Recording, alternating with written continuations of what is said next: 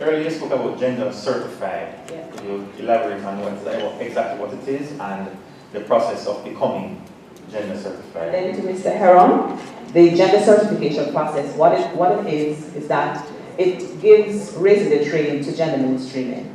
So you are gender certified to the extent that you subscribe to gender and gender mainstreaming, that you're compliant with the 4 guiding principles as well as the objectives of gender mainstreaming, why it is that we want to mainstream gender, and you would be having that discussion in your neck of the woods with your constituents, your groups.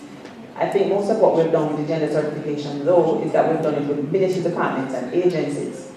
What we want to do is to extend that to CSOs, civil society organizations, community-based organizations, private sector, so that we have, and NGOs, so that we have certification across the board. And that's a new thrust that we are embarking on. We're also looking at education institutions. So now we have a concept paper for gender ambassadors to engage students in schools. We had a session on gender and education at the Cabinet Office, and at the end of it, some students came forward to indicate that they think they want to do some work as gender ambassadors. And so the head boy from Ireland, for example, I have his name on top of the list, and there are some other persons who have indicated that they want to do this because now gender has really, it's not that hard sell anymore, Mrs. Bassel. We used to say gender is a hard sell and we needed warm bodies to do the work, but now we have lots of warm bodies doing the work and it's not such a hard sell anymore. People are actually coming forward to volunteer for gender. So the certification is that certificate that persons get after they have done something specific, whether it is to develop a plan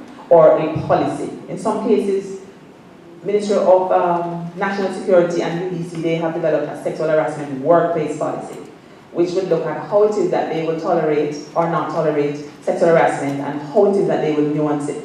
They have developed sex-free language, for example, that have persons in the organizations, that's the Ministry of National Security and UDC, understand. And as for UDC, for example, they have lots of recreational areas and attractions. And so a lot of persons who are staff members will be vulnerable to different types of harassment because they have to interface with so many groups at the waterfalls and the beaches and the parks and so on. And so we've had to ensure that what they put in place is comprehensive and it embraces the human rights framework, it subscribes to the due diligence framework, and it is so robust that the persons who are going to be benefited from it are part of it, so the participatory approach is underscored.